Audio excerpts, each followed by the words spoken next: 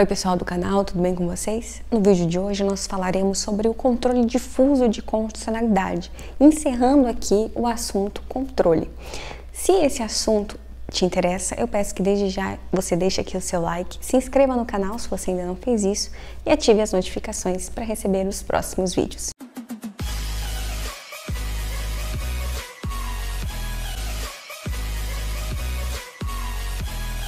O controle difuso de constitucionalidade foi uma criação jurisprudencial com origem nos Estados Unidos no ano de 1803, no emblemático caso Madison versus Marbury, em que o juiz John Marshall estabeleceu que, por ser a Constituição a norma suprema do país, todas as outras leis e atos normativos devem obediência a ela.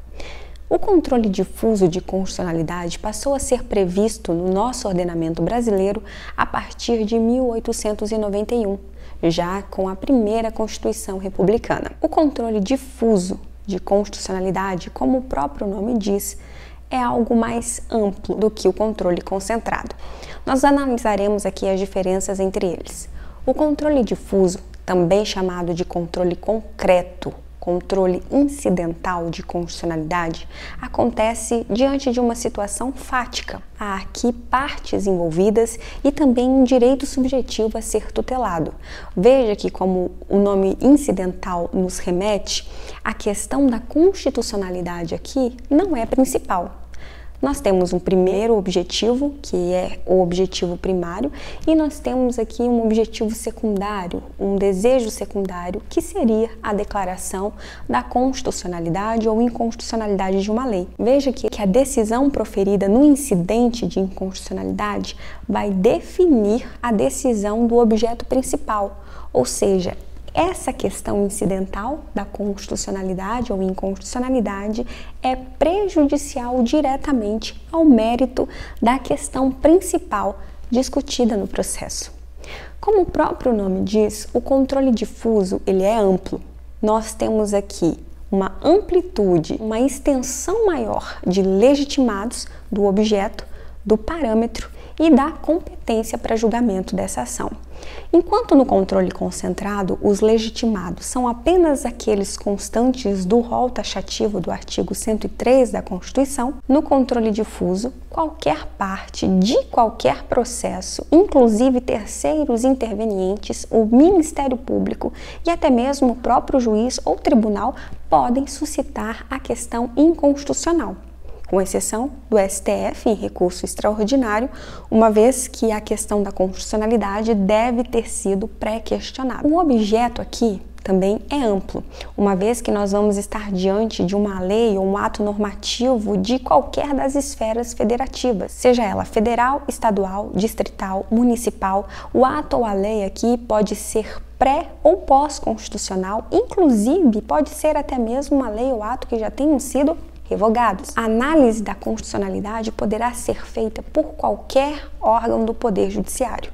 Enquanto lá no controle concentrado, esse julgamento concentrava-se no STF ou nos tribunais de justiça dos estados, aqui, juiz singular, tribunais superiores e até o STF poderão apreciar a questão constitucional. O parâmetro também é mais amplo, uma vez que nós podemos estar diante das normas constitucionais atuais e também das normas constitucionais pretéritas, a depender do objeto que nós estivermos analisando. Em regra, a decisão proferida no controle de constitucionalidade aqui terá eficácia inter partes e efeitos ex tunc, posto que a decisão retroage ao tempo que a lei ou o ato foram editados. Assim, tudo aquilo que foi direcionado por essa lei ou por esse ato será nulo. Se o controle difuso for analisado em primeira instância, isto é, por um juiz singular, nós não teremos que observar a cláusula de reserva de plenário,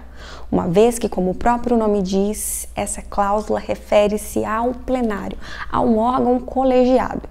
Se a questão da constitucionalidade for discutida num tribunal, seja em um processo originário ou em via recursal, haverá a observância da reserva de plenário, conforme disposto no artigo 97 da Constituição Federal. Essa cláusula, também conhecida como full bench, que não se aplica apenas aos juízes singulares e às turmas recursais dos juizados especiais, estabelece que apenas pelo voto da maioria absoluta do plenário ou do órgão especial é que poderá haver a declaração da inconstitucionalidade de uma lei.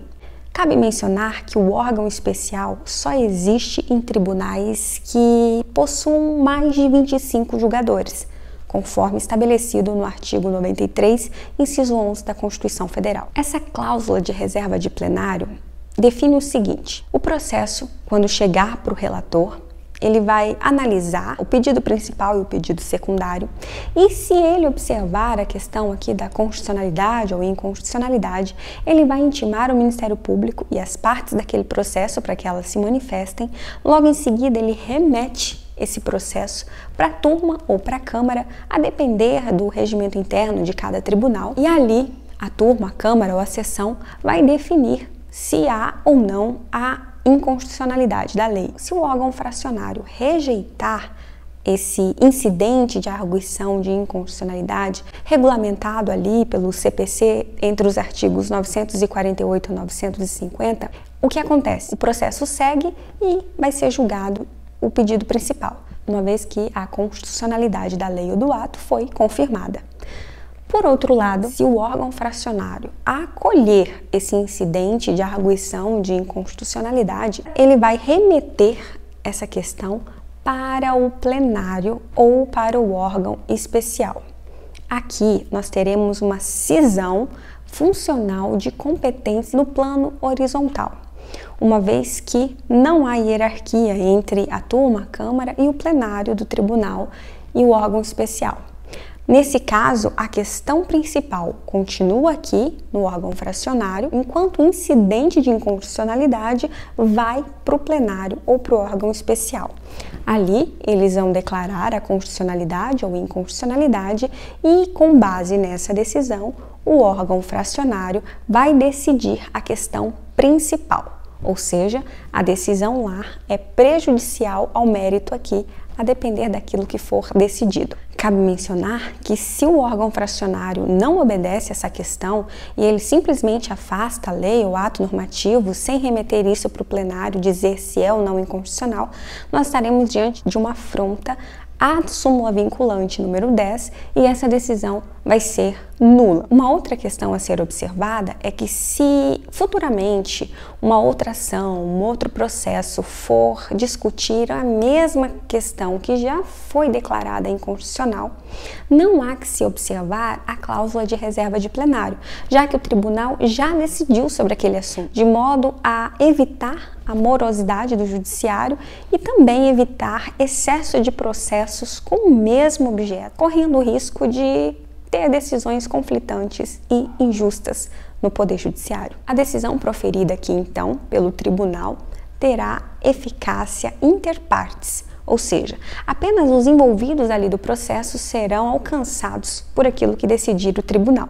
Por outro lado, se essa questão for decidida no STF, nós estaremos diante de uma abstrativização e controle difuso, uma vez que a decisão proferida pelo STF terá efeitos erga omnes, ou seja, alcançará a todos. O Senado Federal atualmente não precisará editar uma resolução para suspender o ato ou a lei declarados inconstitucionais. Isso porque a Constituição Federal, no artigo 52, inciso 10, determina que o Senado suspenda a lei ou o ato que foi declarado inconstitucional, o que não acontece atualmente por conta da mutação constitucional.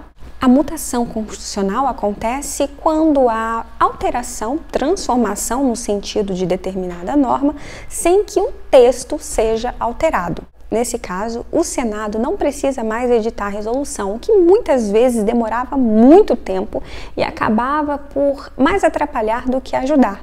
Sendo assim, essa transformação no sentido foi necessária para dar efetividade ao previsto na Constituição Federal. Em resumo, no controle difuso de constitucionalidade, quando chega no STF, vai ter uma decisão declarando inconstitucionalidade que vai ter eficácia erga omnes e com efeitos já imediatos. O STF comunica o Senado dessa decisão e ao Senado cabe apenas publicar no Diário do Congresso a decisão proferida pelo STF. De forma bem resumida, é isso. Se você gostou desse vídeo, eu peço que você deixe aqui o seu like, se inscreva no canal e não deixe de ativar as notificações para receber os próximos vídeos. Até lá!